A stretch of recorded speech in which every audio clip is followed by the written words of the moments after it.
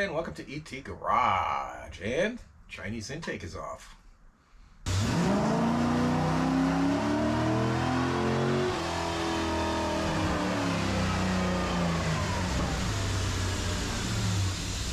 Okay, as you can see, the Chinese intake is off, and came just off, just like any small block Chevy intake.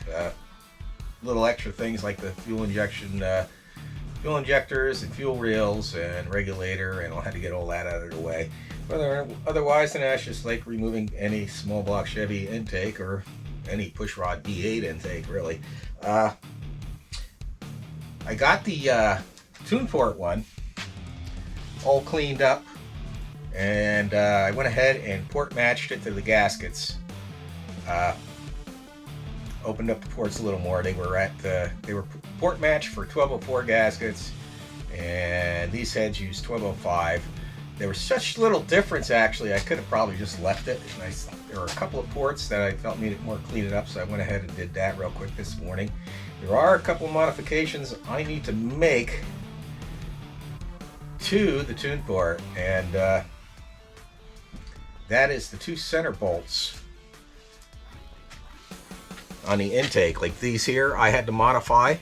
I basically have to elongate these two bolt holes in the center on both sides on the tune port. The reason I have to do that is the trick flow heads have their bolts, instead of going straight in at a 90-degree angle to the intake surface, they're at an angle on the two center ones on both sides. I don't know why they do that. Some manufacturers actually include both, so you can use both types of intakes without having to modify the holes. I don't. Too bad Trick Flow doesn't do that, but everything looks real. Good thing is everything mechanically looks real good and clean under here. The intake ports are real clean, and the valves are real clean. I only maybe have, I don't know, maybe a couple thousand miles on this build, so it should be that way. But still good to know that, from a mechanical point of view. Let me take you down in the basement. All right, here we are down in the basement, and these are the two holes that I need to modify. Hopefully you guys can see that. These holes here and there, and basically the bolts need to go like that, so I have to elongate the holes, and that's basically what I have to do. One problem I'm worried about is I might run into clearance problems. And this is mounted on here. Let's see. I don't know if I have that on there right. Between the head bolt here and the runner. So I might have to modify that bolt to make it work.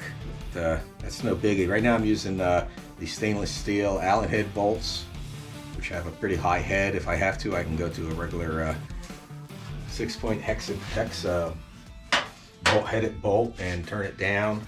And I also have to, they also sit up a little higher because here are a couple of spacers that are at an angle, adapters. They sit at an angle to change the angle, to allow for the angle difference in the head of the bolt and the angle of the intake. Now if I decide to ever put this on another set of heads, that's not a problem. You can just remove those adapters and use large washers. That usually fixes that. But that's what I got to do next. I'm not going to film that. I didn't film taking off the intake, and I don't think I'm going to film putting it back on. It's the same as, there's lots of videos out there. I have some videos on it.